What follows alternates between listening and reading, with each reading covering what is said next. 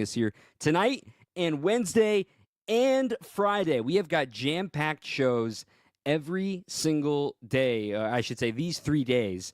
Guests lined up. Here's who you're going to hear from today. You're going to hear from Tobias Myers, Joey Ortiz, Jacob Mizorowski, Brandon Woodruff, and of course, Pat Murphy. On Wednesday, we've got 2 guests lined up that I'm really excited about. A combination of Aaron Ashby, of Reese Hoskins, maybe Mark Canna, now that signing is official. We'll also, on Friday, we've got it scheduled with Matt Arnold. Maybe a broadcaster or 2 may join us in the time being there, and hopefully get some time with Christian Yelich, too. And on the Yelly note, we're going to save most of the Yelly conversation for Friday.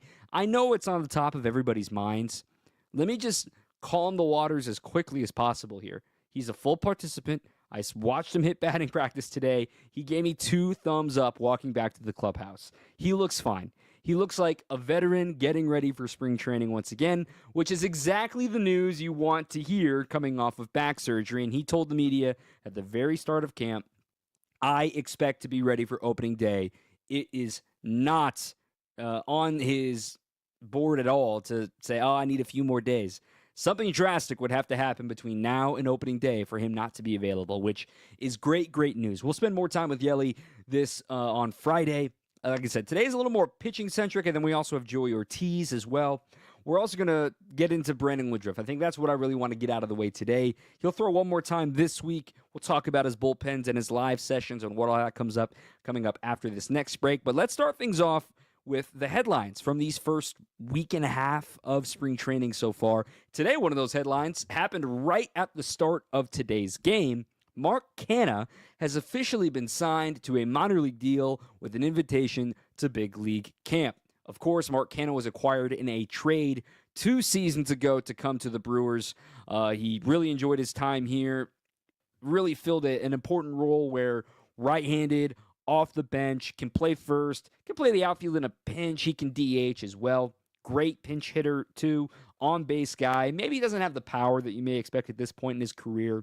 But with the way that Pat Murphy described it to us in the media today, was this is somebody who's going to give a professional at-bat. And there may or may not be a route for him onto the team as it stands right now, but he can go out and earn it. Or maybe we're the camp that he proves to other teams he's ready to go, and if somebody else has a more pressing major league need, they can acquire him from the Brewers. That's the plan with this. Again, that move is official today. We will get a chance to talk to him tomorrow in spring training. Another minor league move that was made earlier this week official, Manuel Margot, same thing, minor league deal with an invite to spring training. He's an outfielder. All of this on the heels of Blake Perkins getting bit by the injury bug. He has a broken right shin. His tibia has a fracture in it from a foul ball off of his right leg. That was in a live AB session against Freddie Peralta last week. Truly a fluke accident, in the words of Blake Perkins, that even if he was wearing a shin guard, it wouldn't have mattered. It hit just below his knee. I know we've heard that story before of a Brewers outfielder getting hit in the leg and having a fracture. However, if there's a position that the Brewers have depth in, it is the outfield. And quite frankly, with Perkins going down, best case scenario for him is probably early May at this point, because he's got to let it heal for 3 weeks. He says it is healing properly, but then he needs to basically restart spring training for himself and ramp up to get ready to go for the regular season. So if he's not available to play, the Brewers' outfield in the major league seems pretty set, as long as everybody, knock on wood, is going to be healthy at this point, with the combination of Garrett Mitchell, Sal Frelick, Jackson Chourio, and, of course, Christian Yelich. That means, well, who's going to be playing in AAA? Well, you've got Brewer Hicklin. Now you've got Manuel Margot. Maybe Mark Canna, but I imagine he's going to be more at first base, maybe sharing time with Ernesto Martinez Jr. if another job doesn't come up for him. But the Brewers needed upper-level depth in AAA for the outfield. That's why the Manuel Margot and Mark Canna signings make a little bit more sense. Look, if Manuel Margot is starting in the outfield for the Brewers in the regular season this year, that means there are injuries like crazy happening to this team. Neither one of them are on the 40-man roster, so keep that in mind if they suddenly tear up spring training and make a case for them to join the big league ball club. Another bit of headlines. We've played 3 games. The Brewers are 1-2. Nobody cares about spring training records at this point. Yesterday, we saw the ABS system in place, the challenge system at Salt River Fields. Jorge Alfaro got a successful challenge at one point. I tweeted the video at Dom_Cotroneo. I love the system. I've been a very vocal proponent for this challenge system. We'll talk about it more maybe one day when it comes actually into regular season, but a reminder for the purists out there, this ABS testing system is only for the spring training and only in select ballparks. Major League Baseball prioritizes the ballparks that have multiple teams in them. So yesterday they were in Scottsdale with the Diamondbacks and Rockies. It's also in Peoria with the Padres and Mariners. It's in Goodyear with the Reds and Guardians. It's in Surprise with the Rangers and Royals. And it's in Glendale with the White Sox and Dodgers. So anytime the Brewers are visitors to one of those teams, the ABS system will be in place. So those are a handful of headlines to get you started here on this Monday edition of Brewers Weekly, special spring training edition. We are going until 10 o'clock Central tonight, and I'd love to have you interact with the show with us too. The phone number, 855-616-1620. Again, 855-616-1620. That's the Siding Unlimited WTMJ talk and text line. Up next, we're going to catch up with Brandon Woodruff and Pat Murphy, reacting to his first handful of bullpen sessions to this point. How's he looking? What's the velo? All of that is coming up next right here on your home of the Brewers, 620 WTMJ. So how would I describe our people? I'd say the people we set out to hire have to be smart, hardworking, and honest. Honesty being paramount of the three. Because honesty breeds integrity. And when you have integrity, you won't let yourself do anything less than your best. And that's who we're looking for. Character counts here, and integrity matters. That's why it's easy for us to offer the industry's best lifetime workmanship warranty with every roof we sell. A rock-solid warranty like ours guarantees our reputation and assures your satisfaction. At Semper Fi, we do the right thing. We seize the moral high ground, and we hold it. And when you do that, you end up having a business that's going to last for generations. This is Brad Youngbluth with Semper Fi Roofing and Exteriors, your local, veteran-owned and operated exterior remodeling company. For your new roof, siding, window and door installation, or masonry work, you can count on Semper Fi to keep you safe, warm, and dry. We keep you safe, warm, and dry, Semper Fi. This change has leveled us up while being able to maintain the same quality of service that we've always provided, with no upfront fees and 1.9% real estate commission. We're proud to be part of the Century 21 family, so you can move fearlessly with the added confidence of top-of-the-line marketing for maximum home exposure. And that means more eyeballs and the real potential for the highest price for your home. This is Angela Calais with Century 21 Benefit Realty, benefit-realty.com, where you pay less for full service. Each office is independently owned and operated. With the ability to market luxury homes on a higher scale than ever before, Century 21 Benefit Realty has taken a huge step forward to tap into a global network of buyers. Maximum exposure to spotlight your unique home with our fine homes and estates marketing so you can sell it for the highest price. And with no upfront fees and 1.9% real estate commission, you win. This is Angela Calais with Century 21 Benefit Realty, benefit-realty.com, where you pay less for full service. Each office is independently owned and operated. Before you go looking for an area rug that you'll have to settle for because you think that the one you really want will be out of your budget, come to Design Exchange, where you'll find a formidable selection of Oriental, Persian, and other wool area rug choices at 25 to 70% off retail. This is Katie with Design Exchange, where discerning buyers with discriminating tastes come to find premium home decor on consignment at a value. Design Exchange in Heartland and Pewaukee. Design Exchange.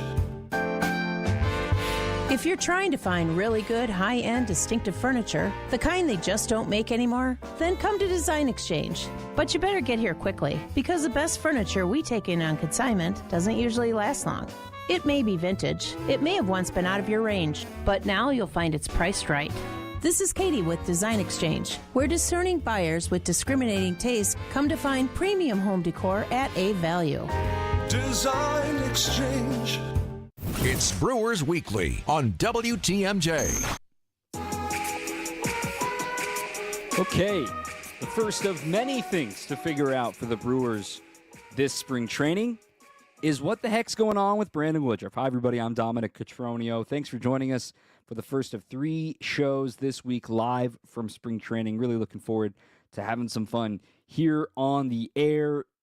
Brandon Woodruff, caught up with him earlier this week. He had a full media scrum after his last live BP. It was his second live BP in the stadium, facing multiple hitters. This time he reached 26 pitches, all systems point forward. And we'll hear from Woody in just a moment.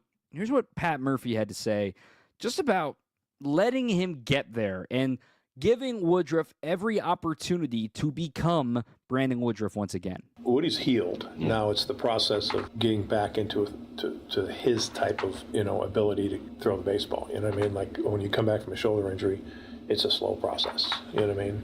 He can't go out on the mound at 89, 91 and be Woodruff. You know what I mean? He's not built that way. That's not who he is. It's like a running back who doesn't have that first step explosion.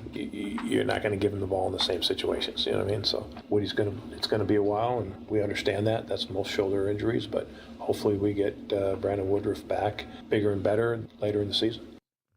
The biggest thing to take away from that statement, and Woodruff is about to echo it as well, Woodruff is not going to be on the opening day roster.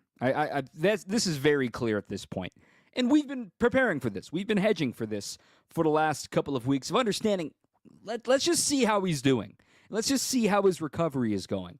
And quite frankly, I've said this since January when we got the first update about his bullpens. I don't care how many innings he throws in April. Is he available at the end of the season? And is he peaking toward the end of the season and not, oh no, man, he's clearly not the same and trying to get something that isn't there? They're going to give him every opportunity to get innings, in the words of Brandon Woodruff. No, I have no timeline. With this surgery, especially any shoulder surgery, you have to take time, and you don't exactly know when that day is going to be. Now, if it was like a playoff game and you needed somebody, yeah, come on, I would go out there, but we're so far from that. But no, I have no day in mind. I got to go get innings, whatever that looks like. I can't really comment on when that's going to be in the major leagues. So I got to get game action. I got to recover and go from there. So whatever that looks like, when the time's right, the time will be right. So this could be some form of, hey, you go down to the minors on a rehab assignment. Does that give you enough time? I believe it's 3 weeks is the amount of time he's allowed to spend on a rehab assignment. Does he stay back in extended spring training to get innings in here and then eventually join the team or then go throw in Nashville? Whatever that timeline looks like or how many more innings he needs to get, it's all going to be based on how his body is feeling and how he's bouncing back. Again, the velocity. Some folks are a little overly concerned about it, in my opinion, that he's at 92 miles an hour. I think that's a minor miracle that he's at 92 miles an hour here at the end of February after major shoulder surgery. Surgeries and injuries, they don't follow the Gregorian calendar, right? We put timelines and we put months and we say, oh, well, he hasn't faced live hitters in 18 months. He should be fine by now. Well, as we saw with Aaron Ashby, everyone has different timelines to when they feel normal again. And if he continues to break through scar tissue, if he continues to build up muscle mass, because even watching regular arms, everyone sort of ramps up together. Not everybody's going to be having adrenaline in their first outings. Woody did talk about the fact that he did have some adrenaline in his first live, seeing William. This is right when pitchers and catchers had reported. And then, there was a little less adrenaline for this last live. He was working with Jorge Alfaro behind the plates. He was, not facing regular big leaguers, but that's a good thing that he's becoming more normal to it. And his body's recovering like it's supposed to be, which is his big focus. It's going to take time to fully get everything back, but if I can go out and pitch off the mound, come in the next day and recover good, that's a great day, regardless of what things look like on the mound. Recovery is key, and then you just go from there. This is a shoulder injury that, quite frankly, for other pitchers has been a career ender. Guys have never been the same after it. They have been extremely cautious with Woodruff, and he was honest earlier in this session about, have you thought about the fact that you do have to be a little more careful given free agency is so close to you? He says, it haven't really crossed my mind, but I know it's going to be something we talk about at some point this year, and that's why the Brewers and Woodruff understand this is a win-win for both of them. If Woodruff can prove he's healthy, if he can get up to the numbers that maybe he's more comfortable with. If he can get up to 94, 95, I'm not saying he's got to be pumping 97, 98 like he was before he was injured. Hey, that proves, okay, he's healthy. He's good to go. If we're at 92 now, and then in 3 weeks' time we're down to 88, 87, that's when you raise the alarm bells. Like, whoa, what's going on here? But through this process and through the patience and through the pain and through everything that he's had to go through, Woodruff really has found a new perspective. And we use that word loosely sometimes, but finding perspective of going through a major injury. He's had Tommy John in his younger past before too, but understanding that being this distant from the game for this long, he's found a new way to appreciate and yearn for it. Going through this offseason, there was times where I'm like, this shoulder isn't responding, and then all of a sudden you look up, you push the intensity, you get sore, you recover, and then you feel better the next time. So, man, yeah, it's wild, and I can't wait. Like, the journey this journey's fun. It sucks having surgery, but on this comeback, you learn so much about yourself, patience, a lot of other things, and just learning the body has been a big thing, which I think will benefit me in the long run. Brandon Woodruff deserves every stretch of belief, every stretch of kind of leash to understand the dude is a big league veteran. He's one of the longest tenured Brewers on this team now. Him and Freddie Peralta, right? And then you've got Yelly right behind him. In fact, those are the only three guys remaining from the 2018 NLCS team. He has earned the right to take his time. And again, I will say it over and over all season long until I am blue in the face. I do not care, A, how many innings he throws in spring training. If he's not right in April and you're trying to force it, all that matters is the second half for Brandon Woodruff. What kind of pitcher is he going to be? And I'm not trying to say, this is going to be like a trade deadline acquisition. No, that's not that. If you get Brandon Woodruff 80% of what the old Brandon Woodruff was and building, sign me up for that, because we know what peak Brandon Woodruff looks like. Shutting down great lineups, playoff performer, somebody that you can trust to anchor a rotation.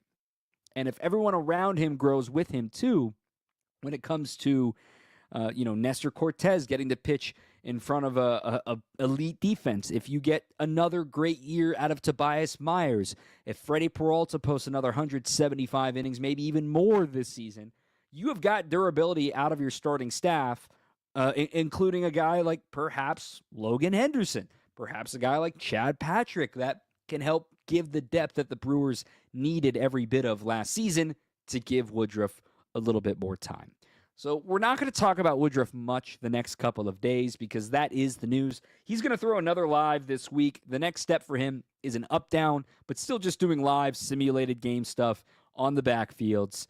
And then they'll see where he goes from there. I imagine they'll do a full 2-inning simulated game, maybe even 3 at some point before we even sniff the thought of him coming into a Cactus League game, in which he admitted will bring another spike of adrenaline with him there too. So that's our Brandon Woodruff segment. We're going to talk to another flamethrowing righty coming up next.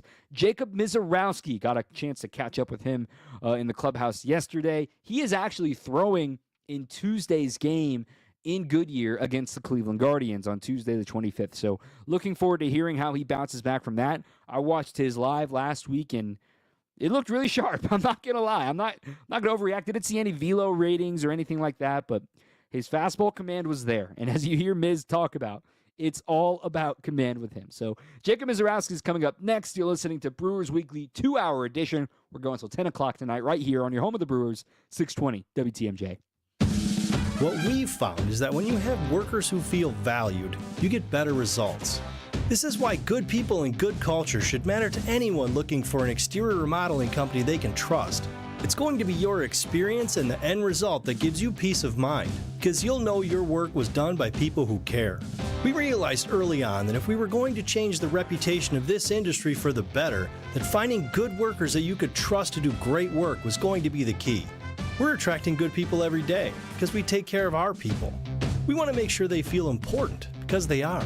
And we're going to make sure you feel important and valued too. with excellent customer service and high-quality work. This is Brad Youngbluth with Semper Fi Roofing and Exteriors, your local, veteran-owned and operated exterior remodeling company. For your new roof, siding, window and door installation, or masonry work, you can count on Semper Fi to keep you safe, warm, and dry. We keep you safe, warm, and dry. Semper Fi. I haven't had anything to eat for days, and being hungry hurts. Going without oil changes can destroy your engine, but it doesn't compare to the effect of going without food. That's why the Automobile Dealers Association of Metro Milwaukee is determined to make sure no one goes to bed hungry. Through March 1st, they'll donate $1 from every oil change to Feeding America Eastern Wisconsin. Every dollar provides 3 healthy meals. Over the past 14 years, Adam has donated over $890,000, providing more than 2.6 million meals to people across southeast Wisconsin, the majority being children and seniors. And with today's ongoing challenges, the need is greater than ever. So help the hungry while helping your vehicle. Get your oil changed by Adam Dealer Factory Trained Techs at a price as low or lower than independent shops. Visit an Adam member dealer near you. For a list of participating dealers, visit adamm.com. This is Brewers Weekly on WTMJ.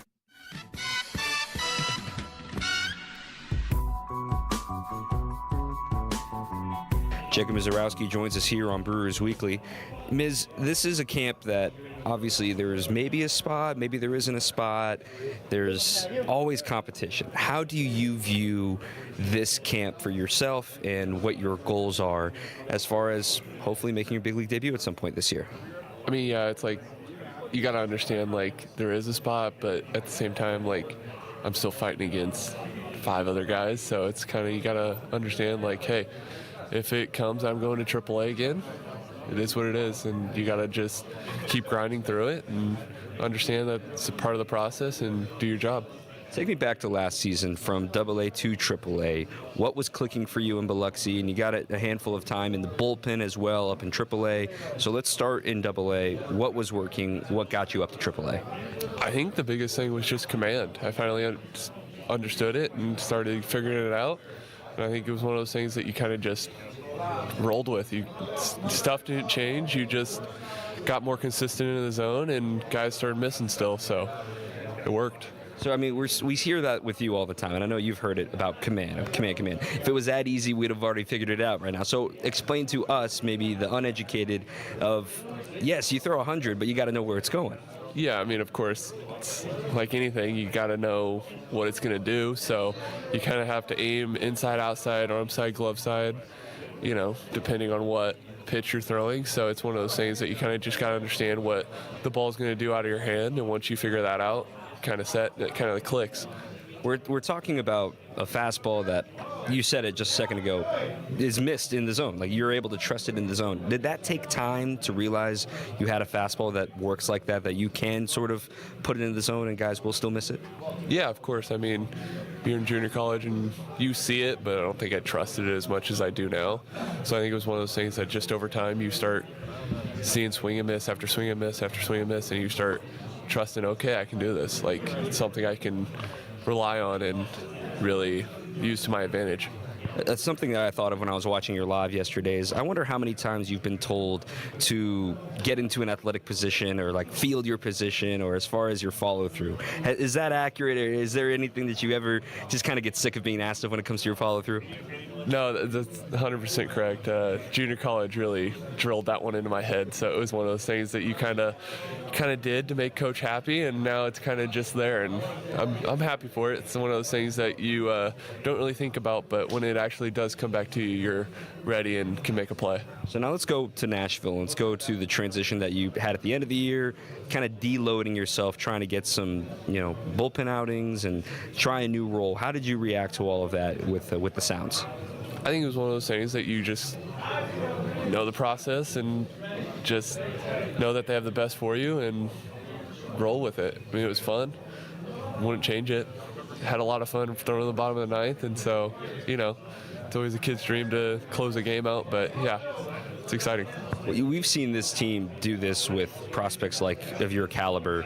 Like when Corbin came up, he was in the bullpen first. When Freddie came up, he was in the bullpen first. Have those conversations happened with you, if, after last year's success, to what this year could hold? Yeah, of course. I mean, I was in Stay Ready camp. There was a chance, but, didn't happen. But, yeah, no, it's always an option. I'm not against it. As long as I'm in the big leagues, that's my goal, so.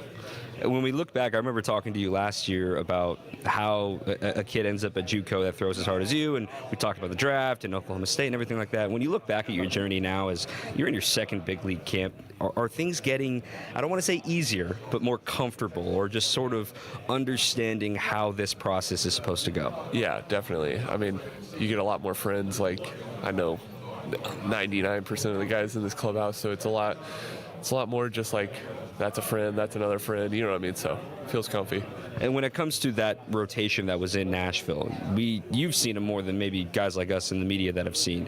I think of Henderson, I think of Patrick, I think of Yoho. I mean, you can be their biggest advertiser for right now and your biggest fan. What do the Brewers have coming with those guys? A lot. That's all I'm going to say is just a lot, Like you said, some of the biggest names in the game right now. I mean, Yoho with his changeup, Hendy just with his stuff, and Patrick with whatever you want to call that, and his just how he is. So, no, there's a lot coming. It's going to be fun. Jacob Mezarowski joining us here on Brewers Weekly. Appreciate the time. Best of luck this camp. Of course. Thank you. Miz, great conversation. Really enjoy our time with him. He's throwing tomorrow, and if he throws tomorrow like he threw in the live, that's going to turn a lot of heads. Now, I imagine it's only going to be one inning, because that's what we've seen generally from every Brewers starter to this point in camp. Freddie threw 2 innings on the backfields today. They're taking it easy with him, but there's still 24 games, 26 games or 28 games, I think, if you include split squads. There's still a ridiculous amount of games. So there's plenty of time for these guys to build up their innings like they want. Miz will be one of them, and his first step is tomorrow. Let's talk about some of those AAA arms and a little bit deeper look at the rotation. And then a little bit later, we're going to talk to Tobias Myers, as this first hour has been really pitching heavy. And then we'll shift over to offense and defense heavy in the second hour of today's program. Back with more after this on WTMJ. Save big money on everything now at Menards. Countertops are the center of the home, with stylish options for every lifestyle and durability that will last for years to come. Transform everyday spaces into gathering places with custom craft countertops from Menards. Visit our kitchen showrooms in store or go on menards.com and get a free design estimate today. Plus, check out our weekly flyer for many other great deals happening this week. Save big money at Menards. New treatments for joint pain are here. By now, you've heard about regenerative medicine. If you're wondering if you're a good candidate, answer these questions. First, does chronic pain in your knees, hips, shoulders, or other joints keep you from doing the things you enjoy? Golfing, jogging, time with the family. Does it hurt doing the things you need to do, like getting out of bed, sleeping, working, and walking? And finally, do you want to avoid surgery and all of the pain, long recovery, and uncertainty that comes with it? If you answered yes to any of those, you need to call QC Kinetics now. Learn about exciting advancements in regenerative treatments that can give you long-lasting pain relief with no drugs, no surgery, and no downtime. Get your free consultation today. Call QC Kinetics. That's QC Kinetics. Here's the phone number. Call now, 414-285-3474. That's 414-285-3474. QC Kinetics, 414-285-3474. Do you know or work with kids who have special healthcare needs? Help them live their best lives. Contact Wisconsin Wayfinder Children's Resource Network. Our specialists will connect you with services in your area. Wisconsin Wayfinder is free and confidential. Call 877-947-2929 or visit dhs.wi.gov/WISCWAY. Connect today. Sponsored by the Wisconsin Department of Health Services. Get started with your no-hassle refi checkup by clicking on the blue button at Accunet.com. Between all the holiday parties, weekend tailgates, and family get-togethers, We've been overindulging a little more than usual over the holidays, but now we are starting the new year off on a healthier note by taking active liver supplements from New Nordic every day. Active Liver contains a powerful blend of turmeric, milk thistle, and globe artichoke extract, all natural ingredients that help protect the liver so that it can protect you from toxins. It's like giving my body a daily detox. I've never felt better, and my energy is through the roof. And my doctor is already impressed with how much better my numbers are looking. So if better health, more energy, and detoxing your body are some of your priorities this year, get Active Liver today and start the year off knowing you're giving your liver some well-deserved relief. Active Liver is available in both tablets and as a delicious gummy. You can find Active Liver in stores at your local CVS or online at Amazon or NewNordicUSA.com. This is Brewers Weekly on WTMJ. All right, let's take a picture of the starting rotation, shall we? I'm Dom Cotroneo. Brewers Weekly go until 10 o'clock tonight, also on Wednesday and also on Friday. The Saudi Unlimited WTMJ talk and text line, 855-616-1620. Again, 855-616-1620. A reminder of how things are looking. We just heard from Brandon Woodruff. We've sort of put it out there all but officially. He's not going to be pictured in the opening day roster. So what does that mean for the crew? You've got Freddie Peralta already announced as opening day starter. I imagine Tobias Myers and Nestor Cortez are also going to get starts in opening weekend against the Yankees. You've still got Aaron Savali. That fifth spot is up for grabs. And Aaron Ashby, who pitched yesterday, didn't have his great stuff, but as Pat Murphy put it, it's the first outing of spring training. Then you've still got all of the guys that are fighting for a spot that were added to the 40-man roster or that are not on the 40-man roster. So in the case of Mizorowski, he's not on the 40-man roster. He would need to be added as such, which is currently full, but you can move guys around with injuries and that sort of thing once opening day comes around. But the guys that are on the 40-man roster that are auditioning to fill that fifth spot in the rotation, including Aaron Ashby, are Logan Henderson, who also pitched yesterday out of the bullpen, Carlos Rodriguez, who made his big league debut last season, double Olos, Chad Patrick, who was added. You remember, Patrick was acquired in the trade for Abraham Toro. The Brewers scouting department knows what they're doing. And Elvin Rodriguez, who pitched in Japan this past season. Elvin has been mostly used as a reliever, a little bit as a starter stateside, but he made 32 appearances as a reliever last year in MPB. I imagine that's going to stay more his speed this year. So it's really Patrick, Rodriguez, Henderson as the roster candidates, and you have Mizorowski as a non-roster candidate as well. When it comes to these arms that are on the way, and Murph has been getting more and more eyes on these guys, he knows this wave that the Brewers player development staff continues to put together. It just seems like another wave keeps coming. Another wave keeps coming. We were talking about it for years with Burns, Woodruff, Peralta. They're coming. These guys are coming, right? And then it was Ashby, and then you had injuries to Ashby, obviously, that have slowed him down. And now you see Mizorowski's coming up next. When DL Hall gets through these injuries, maybe he goes to the bullpen. But Henderson and Patrick and Mizorowski are part of this next wave. More than one of them is going to throw really important innings, but I don't think you sell it. I think they know it. They're here. They watch it. They were in the minor leagues last year when it's happening, and they're like, hey, this is one of our guys up there. He's throwing every day. Hey, he's starting at game 3 of the playoffs. They get it. These are smart guys. They know. Yeah, those are important guys. We're going to have, once again, plenty of guys play on our team this year that have never touched the big leagues. That's exciting. It's fun.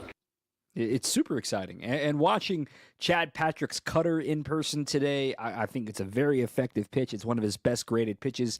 Watching Logan Henderson's changeup yesterday at Salt River Fields, I was sitting in the scouting seats for his pitches, and I was talking to a scout that I know, and I'm just like, is it a prerequisite on your resume to pitch for the Brewers and to be a pitching prospect within this org to not be afraid to throw a right-on-right changeup? Because the changeup is Logan Henderson's best pitch, and he threw a great handful of them yesterday against the Rockies. And then if you want to talk about changeups, we got to talk about the relief corps and with a guy like Craig Yoho.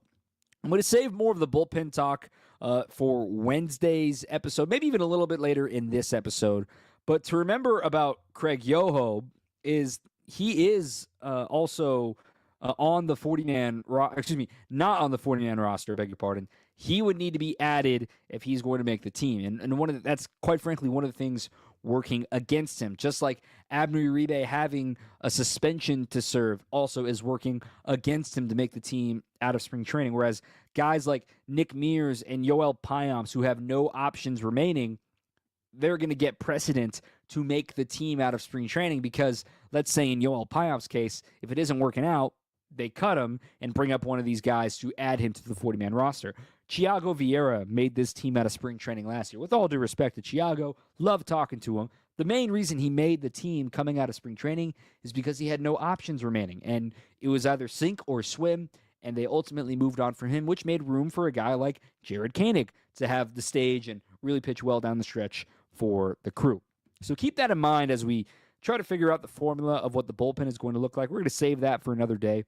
And one other candidate I forgot to mention that could start games for the Brewers, but likely falls into that swingman role, is someone like Tyler Alexander, who the Brewers signed out of Rays camp. He was a free agent, signed right at the start when pitchers and catchers reported, also kind of in tandem with DL Hall's lat injury. So he's available to pitch for the Crew as well. And there's a decision to be made with Tyler Alexander versus Connor Thomas. Thomas is also in that boat of no options because he can't be optioned. He's a Rule 5 pick. So if the Brewers ultimately decide not to have him on their roster, he gets returned to the St. Louis Cardinals. With all that being said, let's talk about that guy that started Game 3 of the wild card, like Pat Murphy just said, Tobias Myers. We catch up with him on the other side of the break. Then we'll take another break. It'll be the news at the top of the hour at 9, and we're right back here after the news as well. So still a whole nother hour of content to go. So up next, you're going to hear from Tobias Myers. Then we're going to have the news, and then we're going to have another hour of Brewers coverage to follow that. So stay with us right here on your home of the Brewers, 620 WTMJ. Get inside the mind of Mark Tauscher. I remember I never spoke in front of a podium until the NFC Championship game. See the world from his perspective. With all due respect, why were you asked to go to the podium? To be podium guy. On Wisconsin's Morning News, every day at 7:50. What do you mean with all due respect? I didn't want it to come off like I was being rude. I'm just curious. Well, I'm going to be honest with you. It comes off incredibly. Hey, Tausch, you suck. What are you doing up at the podium? Well, thanks, Bill. Presented by Hello Windows and Doors of Wisconsin and Kohler Services.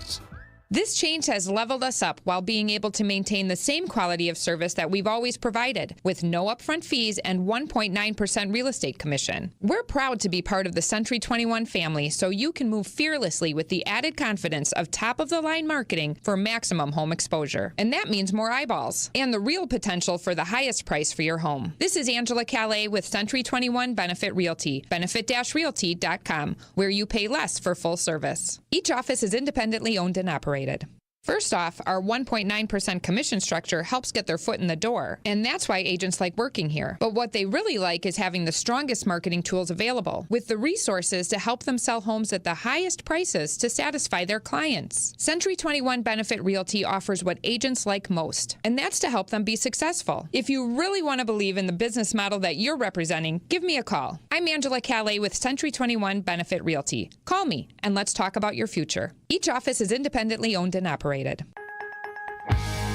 Many times, patients have symptoms they didn't know were actually related to their airway breathing issues. I was suffering from sinus issues, jaw issues, and neck pain.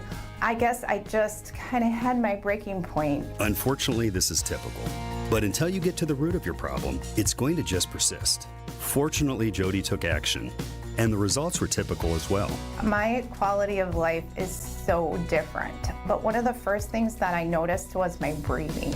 I don't ever remember being able to breathe like that. Being able to breathe freely is life-changing, and the effects can go beyond that. Sleeping better, having more energy, and it seemed as if all of those symptoms that I had just melted away. And thank heavens for that, because at Advent, results are what drive us, helping you breathe well so you can live better.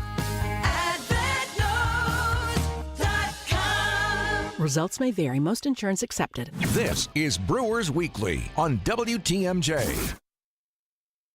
Welcome back on Brewers Weekly. I'm Dom Cotroneo. Please be joined by Tobias Myers here in the Brewers clubhouse as spring training is well underway, my friend. And to think back to the story of last year, among the first cuts, Murph joked with us that he didn't know your name. Like, there's always a line to it, to the guy showing up now in a different zone on the clubhouse, a little different locker setup. Compare year 1 to year 2 in big league camp. Year 3. You're right. But yeah, it's a little bit different. It's cooler. I feel more comfortable. I feel more comfortable to communicate with the guys I've been wanting to for the last couple of years. Even last year, being up with most of the guys, still trying to stay to myself a little bit. I don't want to bother too many people, but now I feel pretty comfortable where I can go and pick the brains I want to pick and just try to get better every day. I think we all have the same mindset, so I think those guys appreciate that too. We talked to you during the season of what clicked into May and that Detroit start in the flat ground that kind of got you back going in the right direction. How do you grade your 2024 season as an overall? What are you most proud of for what you accomplished last year? I'm just super happy I was able to, for sure, stay healthy the whole season and just go out and I felt like I just really did a pretty good job of keeping all the outside noise away from me and just trying to focus on what I had to do weekly and daily, and that's the same goal I want to have this year. Just take it one day at a time. I'm not trying to look too forward. I'm still focused on February of 25 right now, and we're going one day at a time and just trying to get ready for a long season. When you look back to the playoff start and 5 innings, I heard you tell Chris Rose, and folks who haven't listened to that podcast, they should, that you emptied the tank. Can you define that for somebody who may not be familiar with that term? That means you are giving it everything you have, and there is no saving any bullets. It was that could have been the last game of my life. It was everything I had, and I just really wanted to give the team a chance to win. And it was a crazy experience. It was awesome. Have you ever felt adrenaline like that? I mean, obviously, most people you ever pitched in front of in your life, and just the implication of this is do or die game 3, and you're getting the ball, Rook. Never, honestly, no. It was a couple blackout moments in that game. It's funny. I tell a lot of people who play MLB The Show when you download the game, they make you play the World Series game from the previous year, and you see all the towels going around. You feel it in the video game, and I was on the mound watching the stands in between innings, and I'm like, this is the MLB The Show. This is crazy. So it was really cool. It was cool to feel that type of adrenaline, but it was also really cool to be able to control it. When you look back to the year, is there a game or a pitch or just an opponent that, aside from the playoffs, that you're pinching me? It's like, okay, this is real. This is my job now, and I'm supposed to get this guy out, or this game we have to win, whatever it may have been. I don't think there's a specific one. If I had to put my finger on one, it'd probably be that second start against New York. Growing up, that was my favorite team growing up, New York Yankees. I mean, everybody loved Derek Jeter, Alex Rodriguez, that staff they had. It's fun, really fun to watch. So it was just really cool to pitch against those guys, and the lineup that they had last year was second to none. So it was awesome, especially being a second start. It was at home. It was a sold-out game. It was pretty cool. When you look ahead to 2025, what were the goals of the offseason? Are we talking new pitch mix? Are we talking trying to add even more vert somehow? Or what are we learning about your repertoire and what you want to bring into 2025? Same repertoire, but definitely if we can keep adding vert, that'd be awesome. But yeah, just trying to stay healthy, just trying to sharpen the tools. Definitely want to use the pitches that gave me success a little bit more. I think being able to pull out all 5 at any time is kind of my goal, and that's kind of what we're shooting for now, just kind of getting everything as crisp as possible and just being able to use everything whenever we want. Now, finally, on a lighter note, one of the things I'm going to be asking around the clubhouse this spring is, it felt like half this team got married this offseason, yours included. So first and foremost, congratulations. Thank you. What are your biggest memories, or what was your favorite part of the day, aside from the obvious stuff here? I mean, obviously you get to marry and have an amazing celebration, but what are the things, like the little details that you really enjoyed?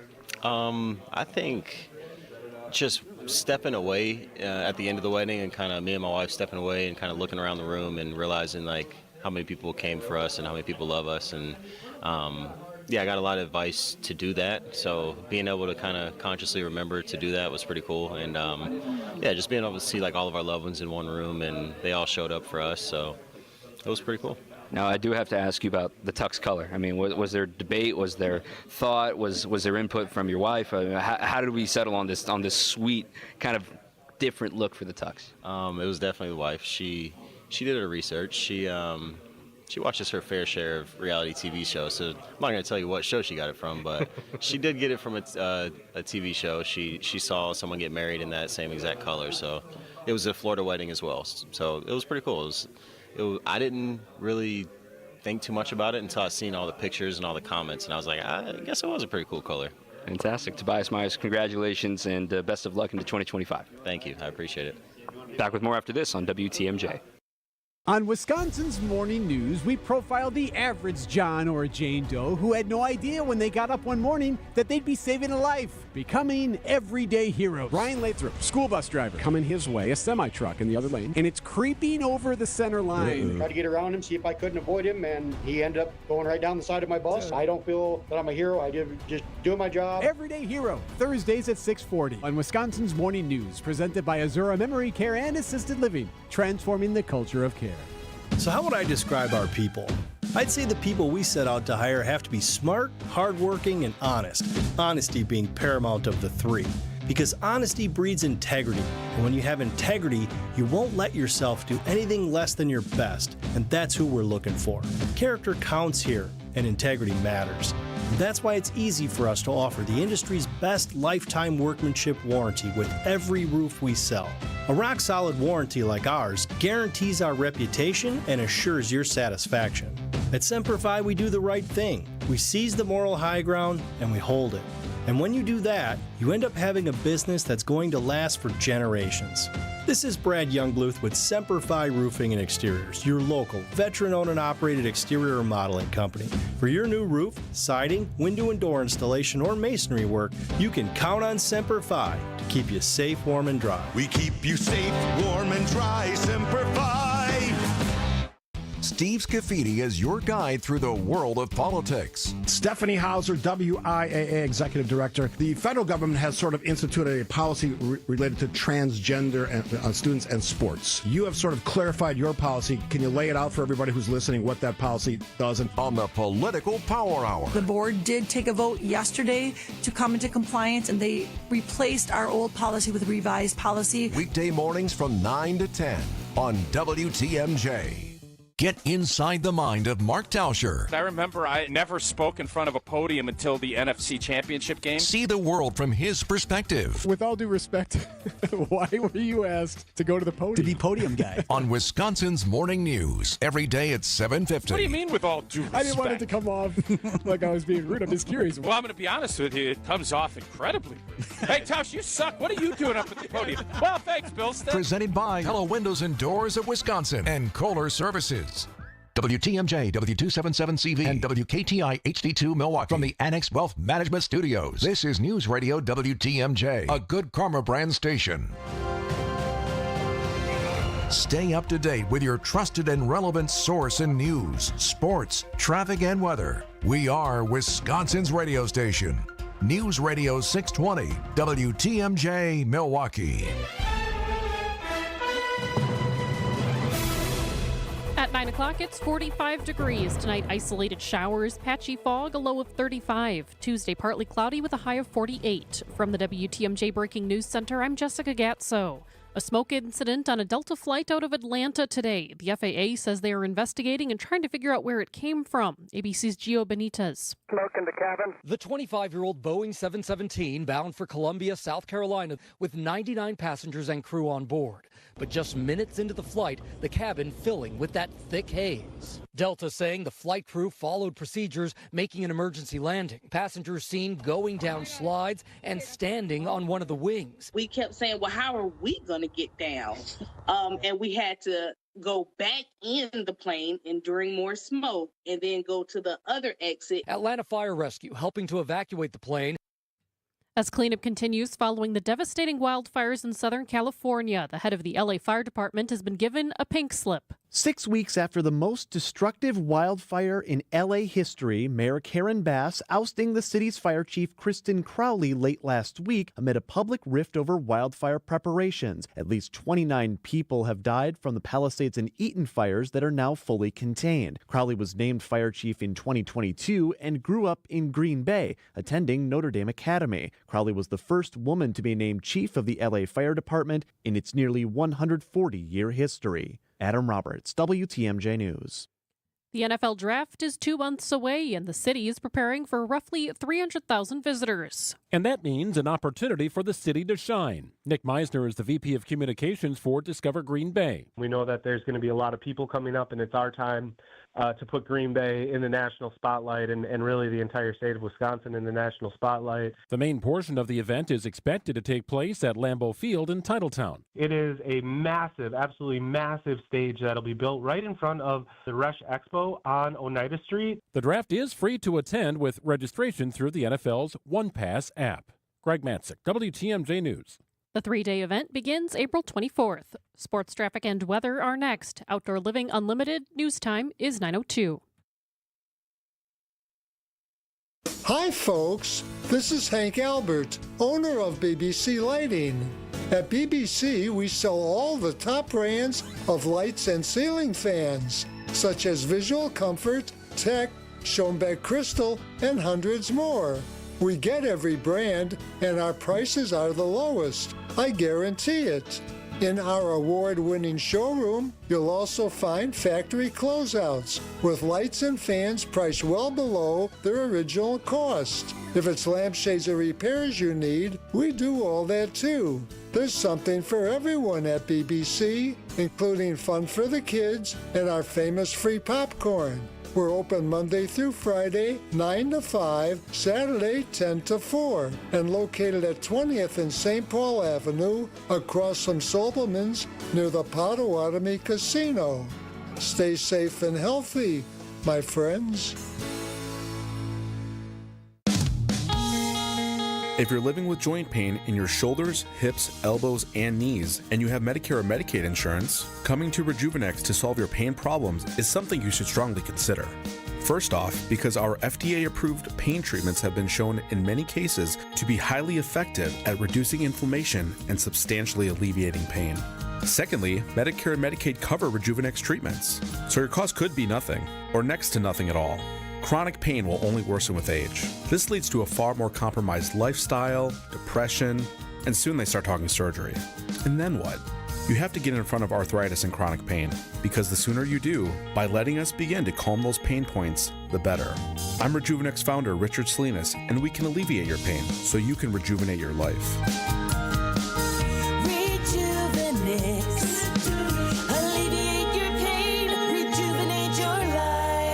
Go to rejuvenex.com to request your free pain evaluation. Time for a WTMJ Sports Update from the Gruber Law Office's One Call That's All Sports Desk. The Wisconsin women's basketball team celebrated a 73-68 victory over Northwestern on Senior Day at the Kohl Center on Sunday. That makes the fourth conference win of the season for the Lady Badgers. The men are back in action tomorrow against Washington. Badgers Sports Updates are sponsored by Siding Unlimited, siding and a whole lot more. The Brewers continue Cactus League play tomorrow against the Guardians. Our next broadcast is scheduled for Wednesday afternoon when the Brewers face the LA Dodgers. Taking a look at the roads with your Johnson & Sons Paving Time Saver traffic. All clear on the roads this evening, no incidents and no delays.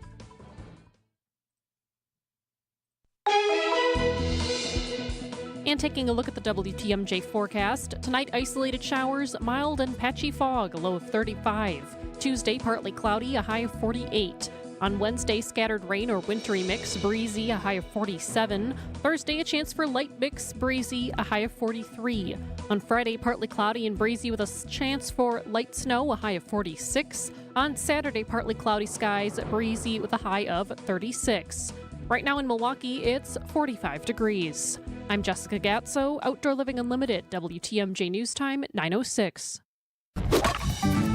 Baseball season is fast approaching, and the Brew Crew are getting ready for a run at a third straight NL Central title. It is gone! This is Brewers Weekly, live from spring training from sunny Phoenix, Arizona.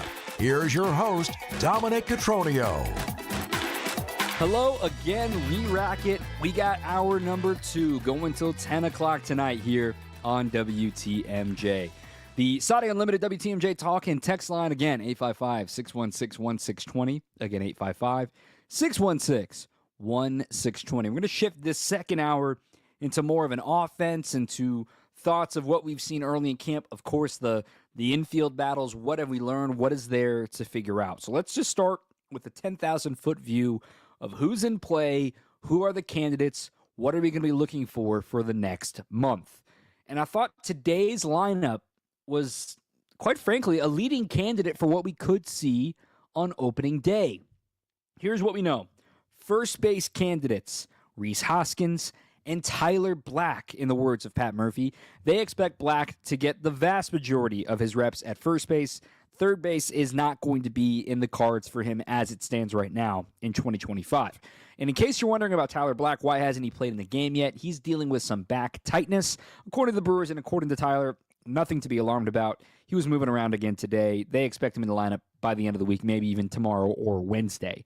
And then we know that Rhys is going to have days that he's DHing. There's going to be days that he just has the day off. So if they can have a viable backup first baseman, that's where Tyler Black has to come in and keep the defensive prowess up for TB. Now, he's still got a lot to learn there, obviously, and maybe the addition of Mark Canha can help ease things for him and give a little bit more time if things don't go according to plan in spring training. Canha is not on the roster, though, but he's officially signed today. He can play all over. We'll see what kind of a role he could serve. Second base, shortstop, and third base is interchangeable of the following names: Bryce Terang, Joey Ortiz, Caleb Durbin, Oliver Dunn, Vinny Capra, Andrew Monasterio.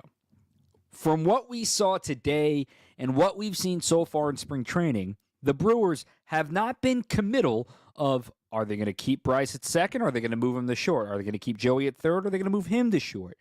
The reason why the Brewers have not been committal about it is they know Bryce Terang can play short because he was in their system. They also know Joey Ortiz can play short because he was scouted as such and played third out of a necessity. The reason why they would hold the race, like, what do you want to move the Platinum Glover off of second base to shortstop? Here's the reasoning for it. You can keep Joey Ortiz at third, who is a great defender. It doesn't matter if he's at short or at third. He's a great defender at either spot, just like Bryce is a great defender at second or short. The reason you could do that alignment is depending on how it fits better for Caleb Durbin or Vinny Capra or Andrew Monasterio or Oliver Dunn, even though it doesn't really considered a second baseman at second base. Pat Murphy has been very honest about the fact that the way that this race is going to shake out is more about that third position, meaning not about Terang or Ortiz and their quality of play at shortstop, because both of them are well above average defenders and can handle shortstop. It's a matter of, okay, do we pull a little bit down from short or rather from second or from third in order to put Ortiz and Terang wherever they put them? So it's a matter of, is Durbin good enough to play everyday second base if Terang slides to short? Or is Durbin and Dunn the ideal platoon at third? Or is it somebody else like a Capra, like a Monasterio, that's going to be playing more third base, maybe with Oliver Dunn? That is what it's all about. So I don't want people to get confused about the fact that, oh my God, they're moving Bryce Terang. Like, it's not because they feel poorly about Joey or about Bryce in their current positions or as a shortstop. It's how does it fit for the other guy that it impacts, the acquired Durbin, Dunn, that sort of thing. Here's how Pat Murphy sees it briefly. Yeah, I don't think Dunn will play a whole lot of second. Durbin will play both for right now.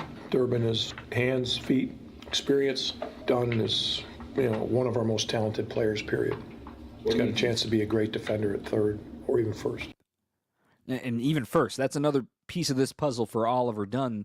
He did get some reps at first base at the end of spring training last year. And I know some people probably scoffed at that line. He made us all eat our lunch today. He went 3 for 3 with a homer today. He had one of his best games in spring training. Now, we're not going to overreact. It is spring training, just like Vinny Capra having a 2-homer game on Saturday in the Cactus League opener. But to see Oliver Dunn healthy after what he went through with his back last season, I caught up with him earlier this week while he was hitting batting practice and how much better he feels and what he went through with his back last season, and just sort of jumping from Double-A to the big leagues was difficult for him. Pat Murphy agreed that they kind of fed him to the Sharks there in April, and that's hard for any player, let alone a guy that is not only jumping from Double-A to the show, but in a brand new organization doing it, and probably until 3 days before opening day, thought he was bound for Nashville if it wasn't for Garrett Mitchell breaking his finger at the very end of camp last year. So that goes to show you how much camp we really do have to play. If it were up to me, I'd go platoon at third with Durbin and Dunn, Ortiz at short, Terang at second, Hoskins at first. That's just me, and that's what we saw today. Also, we saw William behind the plate.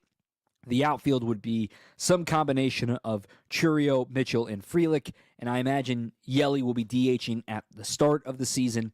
Yelly has been a full participant in outfield drills and running around and running the bases, and he wants to still play left field to stay sharp, which would mean in those days maybe Sal's a DH or maybe Garrett is a DH, and they put Sal in center and Churio in right, and then you can pinch hit Garrett when that tough lefty comes in, and you bring in Mark Cano. You're bringing a righty off the bench. So that's how I see things right now, and just quick explainer of why the infield doesn't seem as open as shut as it may assumed to be.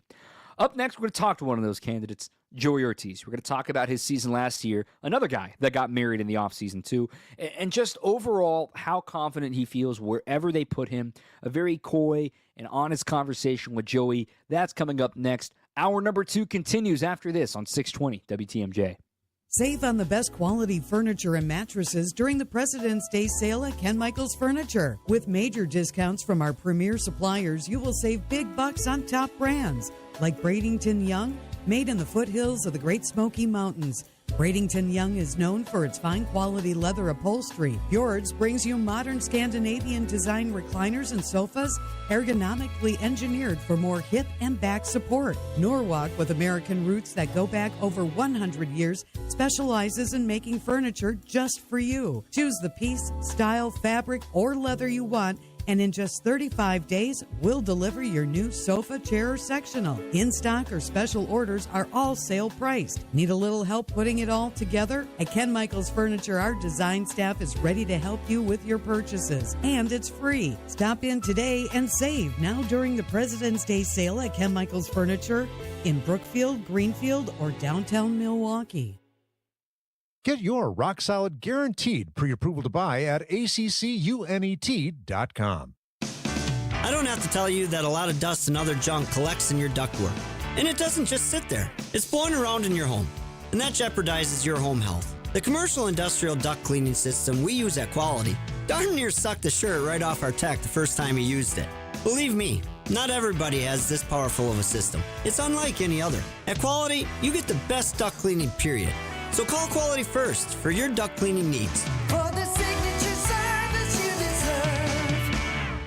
Whether it's 24/7 emergency service or it's just time to replace your furnace, at Quality we'll be out so fast you won't even notice the heat being off. And if you're buying a high-efficiency furnace from Armstrong or Carrier, you'll qualify for state and federal tax rebates that'll pay for a big chunk of the cost. This is Anthony Zanevsky from Quality, where you'll get the signature service you deserve. Call Quality.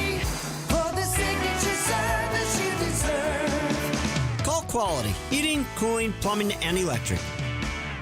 This is Brewers Weekly on WTMJ. Welcome back on Brewers Weekly. I'm Dom Cotroneo. We're with Joey Ortiz here from spring training at American Family Fields of Phoenix. Joey, this is camp number 2 now with the Brewers. Take me back to when you first walked in the doors last year versus the guy that walked in the doors this year, now as an established big leaguer and trying to find your role into 2025. It's definitely more comfortable. This year I wasn't having to come in and meet a bunch of new people, and which everyone made it pretty easy last year, and everyone was so welcoming. But this year's a lot more comfortable. Finally got a little bit of time under my belt, so I kind of know what I need to be ready for and all things of that nature. But yeah, it's definitely more comfortable. As you rolled into the season last year, April had some sporadic playing time, and for somebody who hadn't spent a lot of time in the big leagues prior to that, it's difficult. Well, something that Pat Murphy told us in the media is that it's not fair for somebody who is trying to put his foot in the door to not really get a chance to play every day. How difficult really is that until you kind of grab hold of third base in May that, okay, this is my role and I got to find at-bats where I can? I mean, it's hard, but I mean, the game in general is hard, so I think in the position I was in early, I was just trying to do my best to stay ready when I was needed. And even when I got the job to play every day, still the same thing. I mean, you got to stay ready all the time. It doesn't matter where you're playing, whether you're not, whether you're on the bench or whatever.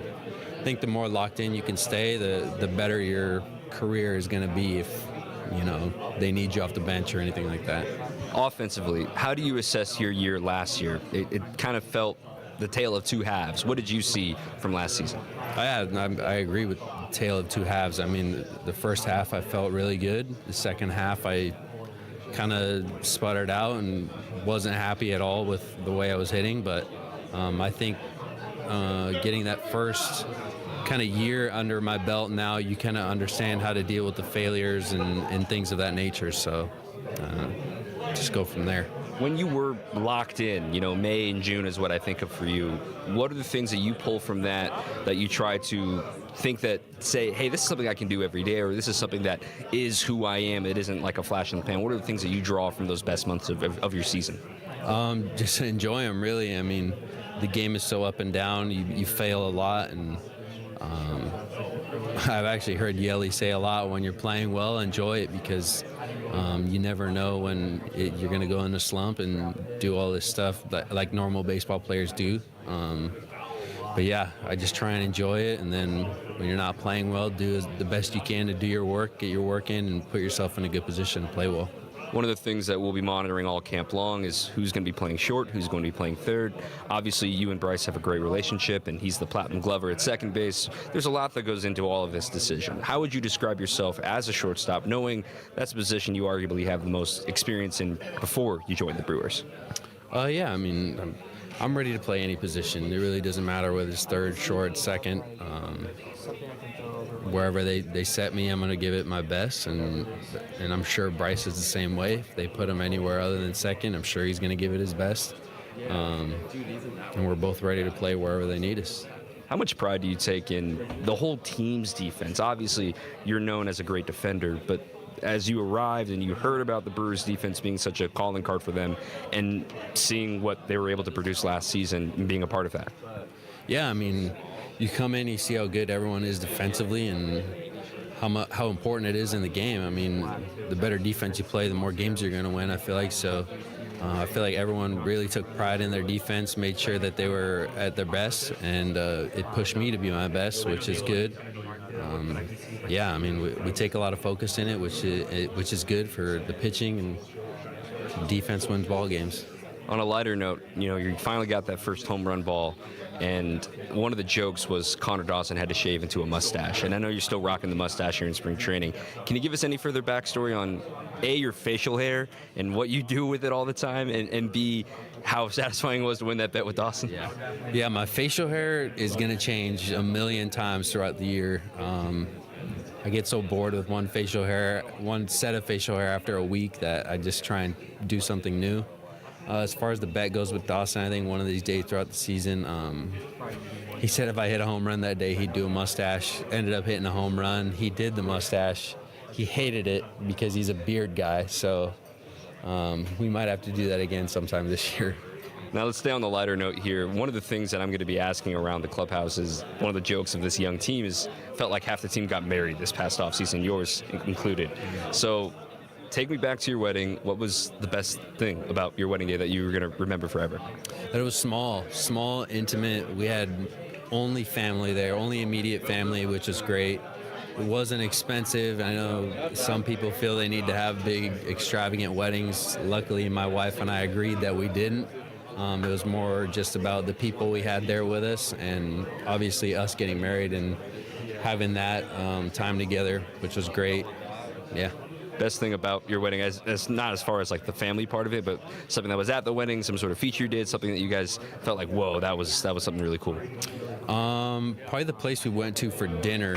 We got a private room in the back. It was literally sunset in Arizona as well, so that, you can't beat the sunset here. But yeah, the steakhouse we went to was really good. Have you gotten used to saying my wife yet? No, I actually sometimes I say my girlfriend still, or my fiance, and it's still new. Luckily, she doesn't know that, but I'm sure she will after this interview. But I'm getting used to it. Congratulations on all of that. Hope you have good health and great success here in 2025. Thank you. Appreciate it. He's really fun to talk to. I enjoy my time with Joey. Very honest, always has been forthcoming in his 2 years now here with the crew. And that's two guys down that we've talked to that have got married. Next up on the list, I've got to get to Brian Hudson, DL Hall. So there's a couple more guys we got to. Connor Dawson got married too. So even the hitting coaches are young, right? There's so much life milestones happening because the whole team's full of 20-somethings right now for the Brew Crew. Let's dive a little bit deeper into the way too early lineup projection. That's up next here on 620 WTMJ. Wisconsin winters are unpredictable. This is history. Never had a tornado touchdown in February. We keep you updated on blizzards. Winter storm warning has been issued for all of southeast Wisconsin, and it's going to get really, really dicey. Blackouts. Tens of thousands of customers across southeast Wisconsin are without power this morning. Icy roads. Very, very slick conditions pretty much everywhere. And more. With WTMJ Fleet Farm Storm Team alerts on air and at WTMJ.com. With the ability to market luxury homes on a higher scale than ever before, Century 21 Benefit Realty has taken a huge step forward to tap into a global network of buyers. Maximum exposure to spotlight your unique home with our fine homes and estates marketing so you can sell it for the highest price. And with no upfront fees and 1.9% real estate commission, you win. This is Angela Calais with Century 21 Benefit Realty, benefit-realty.com, where you pay less for full service. Each office is independently owned and operated. First off, our 1.9% commission structure helps get their foot in the door, and that's why agents like working here. But what they really like is having the strongest marketing tools available, with the resources to help them sell homes at the highest prices to satisfy their clients. Century 21 Benefit Realty offers what agents like most, and that's to help them be successful. If you really want to believe in the business model that you're representing, give me a call. I'm Angela Calais with Century 21 Benefit Realty. Call me, and let's talk about your future. Each office is independently owned and operated. From the biggest plays on the court to the comments made in the locker room after, an in-depth recap of every Bucks game in 6 minutes. No more, no less. Bucks in 6 provides game recaps for every game. Hear the high-flying dunks from Giannis. Puts it on the floor, spins down the lane, and plunges it through. Or the deep threes from Dame. Dame time has arrived with 107. Bucks in 6 on the Bucks Plus Audio Network. Find it now on bucks.com/plus or on Spotify, Apple, and wherever you get your podcasts. Finding the special healthcare resources families need just got easier. Wisconsin Wayfinder Children's Resource Network helps kids with delays, disabilities, special healthcare needs, and mental health conditions. Call toll-free 877-947-2929. Ask questions, get answers. Connect today toll-free 877-947-2929. Sponsored by the Wisconsin Department of Health Services. It's Brewers Weekly on WTMJ. Okay, we still got about 35 minutes or so here in real time on WTMJ. We're going to do some way too early lineup thoughts here. We're going to talk about the rest of the roster questions that are still surrounding this team. We're going to give a preview for the upcoming week of what's going to happen, and then by then we should be out of time and get ready to say goodnight. Now, I've done this a couple of times now in the off-season shows of looking ahead to the lineup of what are the questions, what are we thinking about, what's going to actually happen on opening day. And then I realized something that's really important to remember. The Brewers in their first 6 games this year are likely going to face 4 lefties. So opening day, the Yankees haven't announced it, but I'll announce it for him. It'll be Garrett Cole on opening day, assuming he's healthy. Right-handed pitcher. Then it'll probably be Max Fried on Saturday. Okay, left-hander. Then it'll probably be Carlos Rodon on Sunday. Left-hander. Okay, so what does that mean for the Brewers? Well, with Blake Perkins now out, that means your center fielder, Sal or Garrett, whomever it is, it's going to be left on left. And the Brewers are going to have to be okay with that. And not only that, when they come home to face the Royals, their projected rotation right now has 2 lefties in that, including their likely opening day starter in Cole Reagans. And Chris Bubich is left-handed too. He can make the team. He could be their 4 or 5 guy, so you could see him.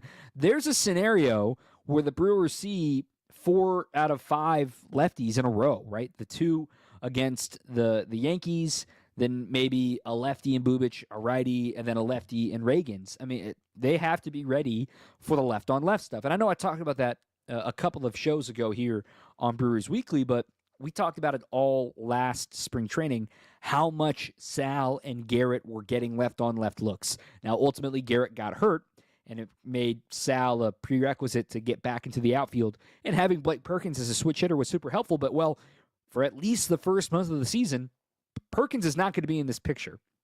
So that's the first thing I'm going to be monitoring with the platoons and with the lineup thoughts, which also means how much playing time is a guy like Oliver Dunn going to get if he makes the team. Here's why you have to hesitate on Ollie making the team or not. The left-on-left stuff is something to keep an eye on, but he barely did it with the Brewers last season. Defensively, they've got a month to figure out who they like more between Dunn and between Durbin, if it is ultimately third base like I projected earlier in the program. He only got 7 plate appearances last year in the big leagues against lefties. He went 1 for 6 with 4 strikeouts. Whereas when you change that to his last season in the minor leagues, back in 2023, now he spent enough time in AAA to think about that in 2024, but then the back injury, so I don't want to count that. When you split his time between, in 2023, he spent the entire year in AA Reading, in the Phillies organization at that time. When he was facing lefties there, he only got 76 plate appearances in AA against lefties, and the numbers are too small to really jump at now. A 267 batting average is something. A 421 on base is something. He drew 14 walks and only had 19 strikeouts in those 76 plate appearances, but that could be a case of small sample size or scouting report on the other guy. The point of what I'm trying to make here, Oliver Dunn is not going to get reps against lefties. And what the Brewers are always striving to do is put their players in the best situation possible, and that is platoons. And we'll talk about this with Matt Arnold in Friday's episode of Brewers Weekly this week. But just, this is where they operate, on the margins, on the edges of, if I can get my 6th batter's OPS up by 50 points, that upgrades our chances of winning by X amount of points, which thus changes our chances of getting 88 wins versus 84 wins by X when you extrapolate it over a season. There are people way smarter than you and I figuring these calculations out of the value of platoons, the value of where a guy hits in the lineup, the value of what kind of lefty. And the last lefty I got to talk about here in the left-on-left is Bryce Terang. And we saw Bryce in the lineup against lefties in the postseason. That was partially because of necessity, and the Brewers needed to have their Platinum Glove winner in there as a defensive, perk in order to, feel confident. And then what did Bryce do in the playoffs last year? He reached base in all 3 games. He had 3 hits in Game 1, 2 hits in Game 2, and he also drew a walk and stole 2 bases in Game 3. When it comes to Bryce, he needs to get reps against lefties because, in my opinion, I understand there's a little bit of a drop, not more than a little bit of a drop, in flat-out production for Bryce Terang against lefties. Simply put, he is arguably your best defender on the field. He needs to be an everyday player. And if you pull on that rung of a little bit less offense as a player against lefties, but you boost it with the defensive value of him playing every day, I'm in on that trade-off. He got more at-bats against lefties last year than he did in 2023. Now, granted, performance had a lot to do with that because he did take the quantum leap that we said over and over again. He only had 73 plate appearances in the 2023 season against lefties, and he nearly doubled that in 2024. Furthermore, he didn't hit a single extra base hit in his rookie year against a lefty. He had 6 of them. I know it's not a number that jumps off the page. He had 6 of them in 2024. His on base was still under 300 against lefties. That needs to get up. I don't need a 750 OPS out of Bryce Terang left on left. I'm not expecting that in the slightest. But if he could find a way to get that on base percentage somewhere in the 315 range, a league average, maybe a little worse than league average, sign me up, because that's all I'm asking for Bryce Terang. I don't care about Bryce Terang's homers. I don't care about his slugging percentage. I care about Bryce Terang's on base, because if he's on base at least 33% of the time, I know that can create maybe 50 stolen bases for him. You know, last season, I openly wondered, you know, he stole 26 bases with a 285 on base. I'll say that again. 26 steals with a 285 on base in his rookie year. But in 2024, he added more than 30 points to his on-base percentage, 316, and stole 50 bases. So 30 points created double the stolen bases for him year over year. Can you get him to a 325 overall on base? Can you get him to a 340 overall on base? Now we're talking Yelly territory if you go any further than that. But this team, its MO is going to be Bryce and Chourio table setting these things. So my way too early lineup, I mean, I keep Bryce in the leadoff spot, including against lefties. You could argue, hey, let's put Chourio in the leadoff spot against lefties because we know he can do it. He went yard off Sean Manaea in Game 2. I'm in on that. I can listen to that. But I need Bryce to get reps against lefties. So I'm going to watch him against lefties more now as opposed to Sal and Garrett, because now they need to face lefties out of necessity because of Perkins being out with his shin for the first month of the year. That's the number one thing I'm monitoring for the rest of spring training. How much left on left is Bryce going to get the chance to prove himself? Because Oliver Dunn is not going to get left on left reps. Garrett and Sal will have to, and maybe they will try to wane Garrett off of it and keep Sal on it. These are the ways that you get more playing time, prove that you can hit both arms of pitchers. When it comes to the rest of the lineup, I'm keeping Yelly in the 3-hole. I'm keeping William in the cleanup spot. I'm sliding Reese down to the 6th spot. I really like righty-lefty. We know the Brewers really enjoy that. And if you can find a way to keep this speed all the way through the order, right? So let's say they're facing a righty. Terang leading off, Chourio 2nd, Yelly 3rd, Contreras 4th, Mitchell 5th, Reese 6th, Sal and Dunn 7, 8, and that's where you can be interchangeable. And then you've got Joey 9. The reason why I have Joey 9 and not higher is because then if you have Joey up in the 7 or 8, then that's back-to-back lefties with the bottom of the order, or you flip Chourio and Terang, but I keep Chourio in the 2-hole because that's now where the best hitter on your team hits. That's a little ramble session about a way too early look at what I see from the lineup and what we're going to be monitoring. But how does that all fit with the roster? Are there actual battles to monitor on this team right now? That's coming up next here on 620 WTMJ. WTMJ's Eric Bilstead here for QC Kinetics. You know, I get a lot of questions about QC Kinetics treatments, people asking if they should consider it for their own joint pain. Well, here's how you know. If you answer yes to any of these questions. Is your quality of life impacted by chronic pain in your knees or hips or shoulders or other joints, trouble sleeping or walking? Do you want to avoid surgery, a long recovery, and uncertainty that comes with it? And most importantly, do you miss doing the things you love because joint pain is holding you back? If you answered yes to any of these questions, don't wait. Call now. Call QC Kinetics and ask for your free consultation and learn how the latest advances in regenerative medicine can help you get lasting relief. No drugs, no surgery, no downtime. 414-285-3474. Call QC Kinetics today for your free consultation. 414-285-3474. That's 414-285-3474. Call QC Kinetics today. With the help of Less's Glass, you can have the shower you've always wanted. Heavy glass shower enclosures from Less's Glass are installed by the best in the business. And when you have a showroom to visit with over a dozen glass shower enclosures on display, there's no guessing games. See the ultimate in frameless shower design with doors mounted on smooth as silk, stainless steel barn-style rollers. This design combines the beauty and elegance of heavy glass with a minimalist look to create an ideal shower enclosure for tight spaces.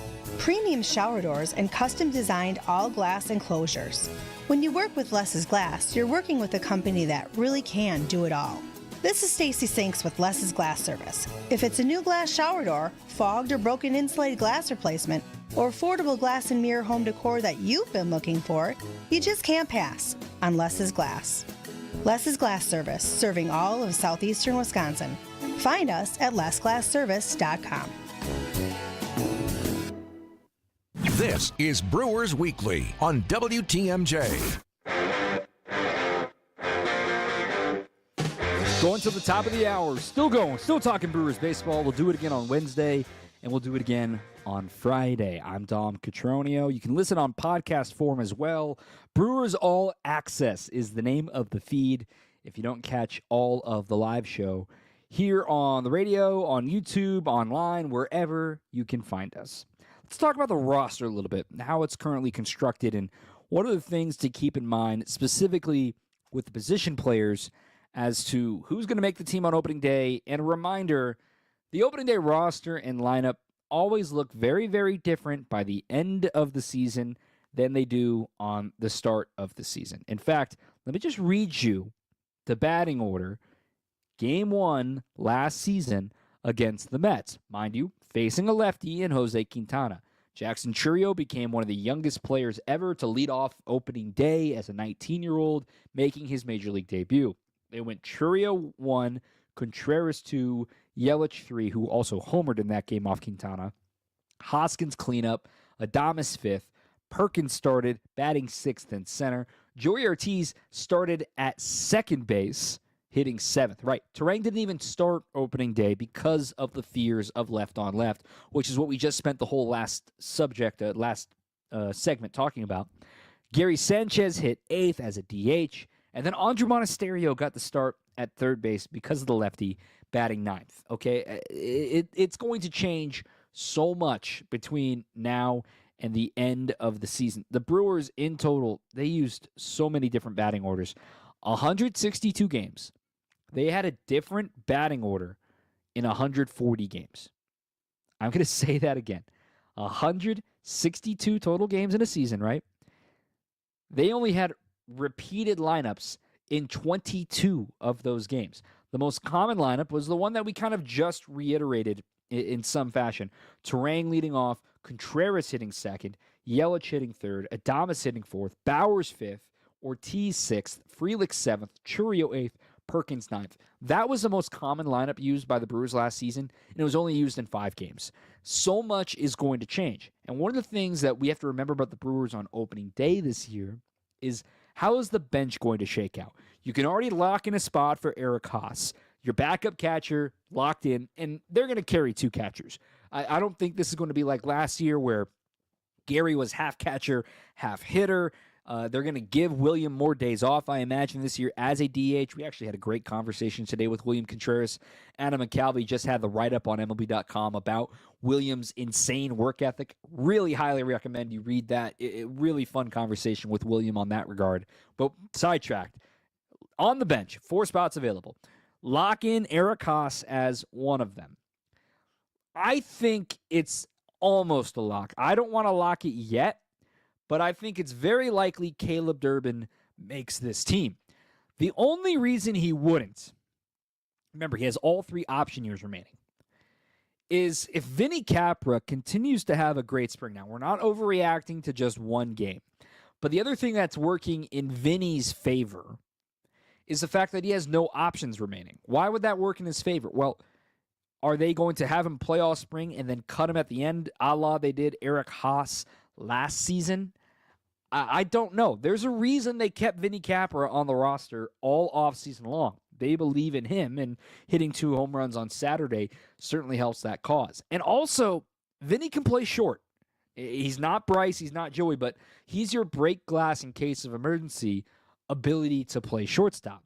And because all four of your outfielders are probably going to be in the lineup every single day until Blake Perkins returns, if Yelly is DHing, Churio, Frelick, and Mitchell are going to be in the outfield, or maybe one of those guys is DHing, whatever.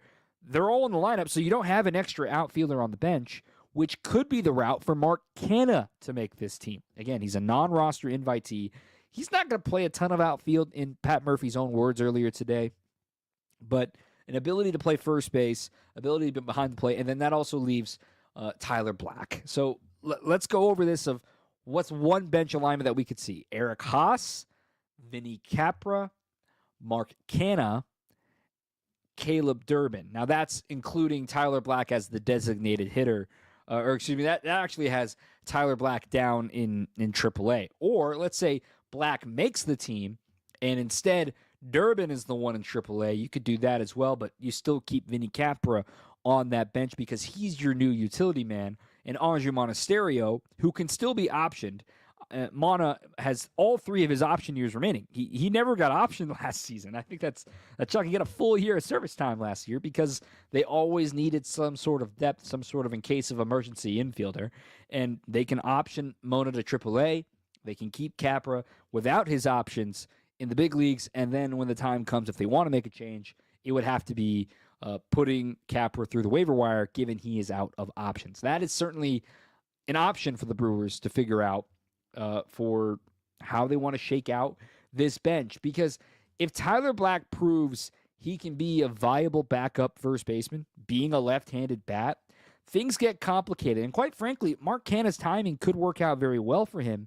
This team is extremely left-handed as it stands right now. Now, Yelly obviously is not a platoon player. Garrett Mitchell, we talked about it, is going to have to play against lefties a little bit, but if they get a tough left-on-left matchup that they really don't like for Garrett, maybe then Mark Canha comes in the pinch hit for him, or for Tyler Black. If Tyler is DHing that day and Canha can play first base, he can DH if needed. To have an entire bench that's right-handed, I think is going to be priority for the Brewers, especially given, like we talked about a few minutes ago, 4 of the first 6 games are likely going to be against lefties, and the Brewers, as we have seen the last few years, have tried to play the percentages and try to, platoon their way to 93 wins over and over again. That's how I feel about the bench. I think we need to take Vinny Capra very seriously as an option to make this team, and don't forget the fact that, he hasn't done anything in the big leagues. Well, he doesn't have any options remaining, so you got to find out if you have something there or if you don't. And having a viable backup, and there's still a month to go in spring training. A lot can change between now and then. I keep an eye on Vinny. Just do not forget about my cousin Vinny. I'm joking. Anyway, moving on. An overall offensive outlook. And we're going to talk to Reese on Wednesday. We're going to talk a little bit more about the offense and what works. He's been on a team that slugs homers 24/7. The Brewers have had teams that hit homers. In fact, I think a couple years ago they were top 3 in baseball in home runs hit, but didn't do anything in the playoffs. In fact, didn't even make the playoffs in 2022. Last year, they shifted the other direction. What does that mean? Talk about that after this on WTMJ. It's the biggest door in your house. Time to give it the attention it deserves. Vince Vitrano here talking about Lifetime Door Company in Brookfield. Updating your garage door increases the value of your home. It's the first thing people see, and it's the best return for your money on investment. At Lifetime Door, if you have an emergency, they'll come out 7 days a week to service existing garage doors and openers. 5% off any service or install at Lifetime Door Company in Brookfield. Get started now, 262-783-4004, lifetimedoor.net. What we've found is that when you have workers who feel valued, you get better results. This is why good people and good culture should matter to anyone looking for an exterior remodeling company they can trust. It's going to be your experience and the end result that gives you peace of mind, because you'll know your work was done by people who care. We realized early on that if we were going to change the reputation of this industry for the better, that finding good workers that you could trust to do great work was going to be the key. We're attracting good people every day because we take care of our people. We want to make sure they feel important because they are. And we're going to make sure you feel important and valued too. with excellent customer service and high-quality work. This is Brad Youngbluth with Semper Fi Roofing and Exteriors, your local, veteran-owned and operated exterior remodeling company. For your new roof, siding, window and door installation, or masonry work, you can count on Semper Fi to keep you safe, warm, and dry. We keep you safe, warm, and dry. Semper Fi. Heiser's Snowy Roads Sweetheart Prices sales event is happening now. Remaining 2024 models are priced to go. Looking for a vehicle that can handle our wintry roads? Get yourself a reliable all-wheel drive that can handle anything winter throws at you. With heated seats to top safety features and our exclusive Safe and Sound program, which includes roadside assistance for life, our vehicles are built to keep you cozy with peace of mind, even when the roads get slick. But hurry, our 2024 models are almost gone. So visit Heiser.com today. See dealer for complete details. In almost every case, when Advent has solved a breathing triangle problem, it is a one and done. Because we don't want you to be a lifelong patient. We want you to be our next success story.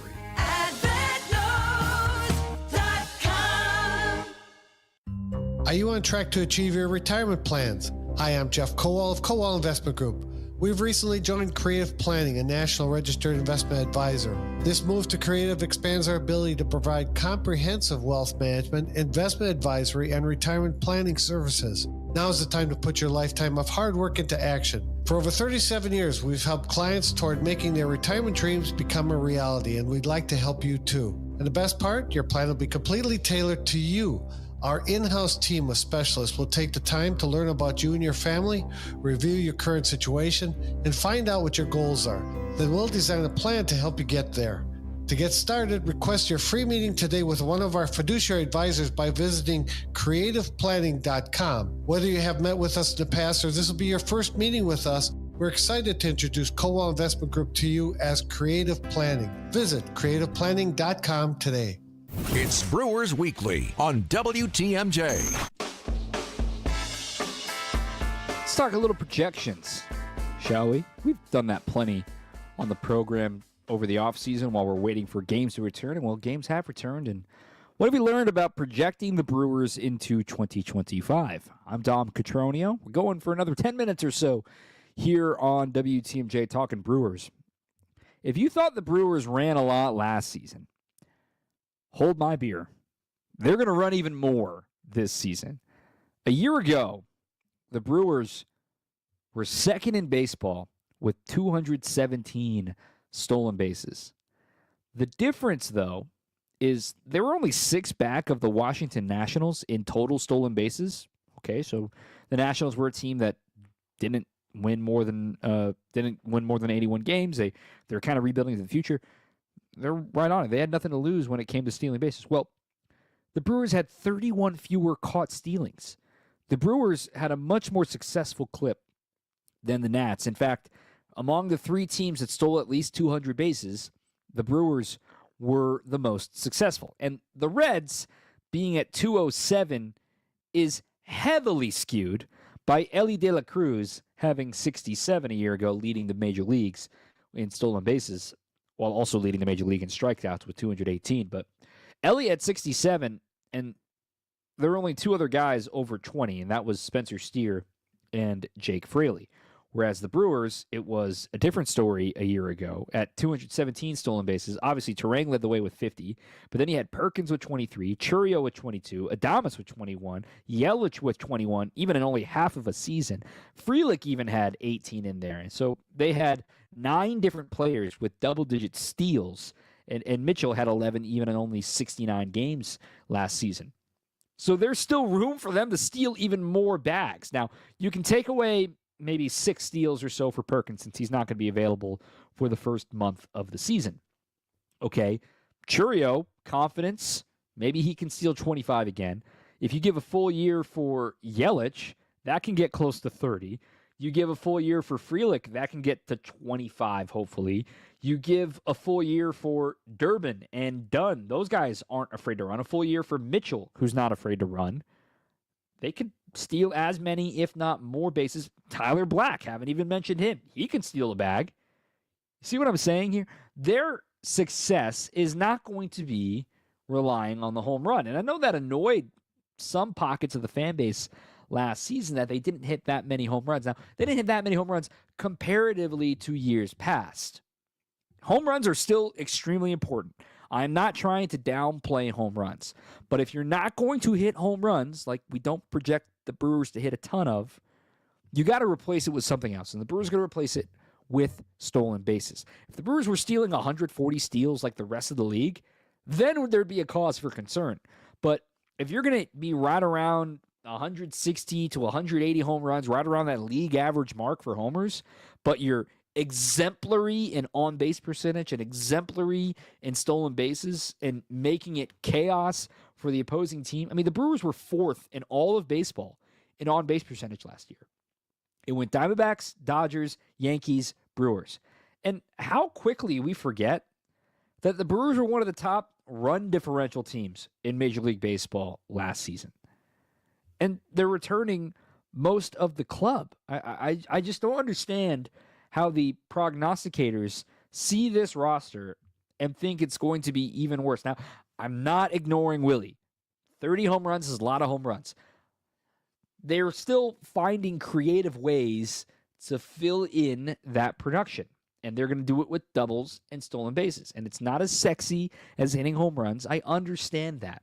But if the Brewers are going to have a team that is built on athleticism, built on athletes, built on speed, they're going to steal. And that's what I'm looking forward to most in the 2025 season. And just to finish the thought on the run differential, the Brewers had the 3rd best run differential in all of Major League Baseball last season. Number 1, the Dodgers, no surprise. Number 2, the Yankees, no surprise. Number 3, the Milwaukee Brewers. And that's with less than league average home runs. That's with all the stolen bases they had. FanGraphs still projects them as a 500 team. No chance. I really believe in this team. I think it is going to be in the upper 80s once again. It could get 93 again. And then in 6 months' time, all the prognosticators are going to be like, why did we count out the Brewers once again? The computers were wrong. Just open your eyes. Just look at the team from last year. My goodness. Just don't understand why that's so hard. I will say the Cubs got better. The Reds are healthy. The Cardinals, their bullpen sneaky good, and they kept a few pieces. I don't know what they're doing. Pirates pitching scares me, and they got more on the way. Bubba Chandler, he's coming up. Cardinals have a top prospect coming up. I mean, there's Chase Burns with the Reds. There's good pitching in the division. It's going to be a very fun division. And needless to say, Kyle Tucker, Ryan Presley down in Chicago. I'm in. Sign me up. Let's have a fun year, eh? Let's wrap up this first program after this as we say goodnight and give you what's to come up next on WTMJ. I know you have a great dog, right? But you know there's room for improvement. At Sit Means Sit Dog Training, we can help. Our attention-based training system uses modern technology to help you better communicate with your dog, even in high distraction. When you schedule a free consultation with us, you will have the opportunity to see our training in action and meet for yourself our happy dogs off leash and under control. Contact Sit Means Sit today at 262-361-3641 or find us on the web at sitmeansitwaukesha.com to schedule your free consultation so you can have a happy, confident, and obedient dog. Just like most cars and trucks can't run without oil, no person can function without food. That's why through March 1st, the Auto Dealers of Metro Milwaukee is contributing $1 from every oil change to Feeding America, Eastern Wisconsin. Every dollar provides 3 healthy meals. Over the past 14 years, Adam has provided more than 2.6 million meals to people in Southeast Wisconsin. And now the need is greater than ever. Find a participating Adam dealer near you at adamm.com. From trailblazers to innovators, we're honoring the legacies that have shaped our world. Join us in celebrating Black History Month on Wisconsin's Afternoon News on February 27th. We're shining a spotlight on the pioneers, pathfinders, and visionaries who've made an incredible impact on our community. Tune in on February 27th for special stories, guests, and discussions beginning at 3 p.m. Only here on 620 WTMJ. Save on the best quality furniture and mattresses during the President's Day sale at Ken Michaels Furniture. With major discounts from our premier suppliers, you will save big bucks on top brands like Bradenton Young, made in the foothills of the Great Smoky Mountains. Bradenton Young is known for its fine quality leather upholstery. Fjords brings you modern Scandinavian design recliners and sofas, ergonomically engineered for more hip and back support. Norwalk, with American roots that go back over 100 years, specializes in making furniture just for you. Choose the piece, style, fabric, or leather you want, and in just 35 days, we'll deliver your new sofa, chair, or sectional. In-stock or special orders are all sale priced. Need a little help putting it all together? At Ken Michaels Furniture, our design staff is ready to help you with your purchases, and it's free. Stop in today and save now during the President's Day sale at Ken Michaels Furniture in Brookfield, Greenfield, or downtown Milwaukee. This is Brewers Weekly on WTMJ. All right, one show down, two more to go.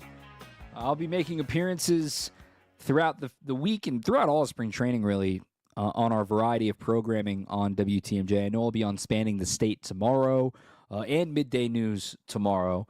I'll be on Morning News on Wednesday. Maybe we'll slide over to our friends at ESPN later this week, either KBN or Jen, Gabe, and Chewy. We'll find a way to spread the love, talking Brew Crew in February. And I understand it was a pretty nice day back in Milwaukee today, too. And they announced the temperature of each home city, and including, of course, the first pitch temperature in the ballpark. So the first pitch, 111. Game time temperature is 78 degrees.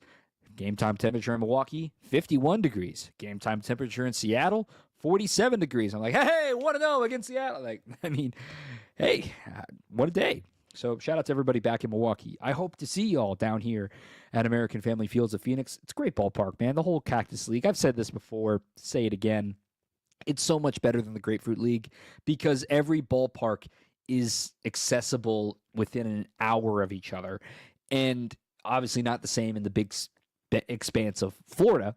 And, you know, the Brewers have a handful of night games this year too, so you can pull off a double dip where you see a day game somewhere else.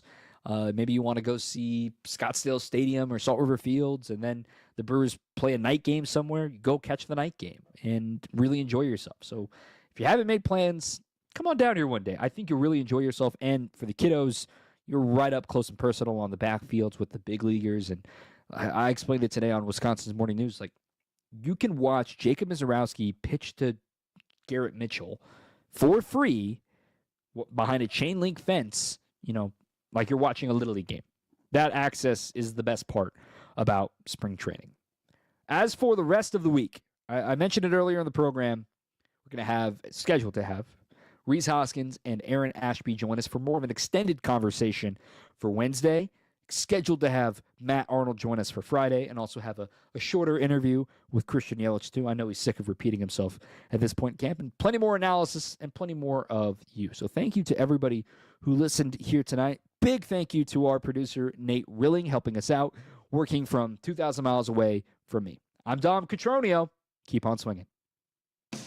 When your pipes burst, water heater's leaking, drains backing up, or whatever your plumbing problem is, the reliable plumbers at Quality are on hand 24/7 to fix your plumbing problem with fully stocked vehicles and lightning-fast response times. This is Anthony Zanevsky. Call Quality first and get the signature service you deserve to fix your plumbing problem ASAP. Call Quality for the signature service you deserve. Call Quality. Heating, cooling, plumbing, and electric. I don't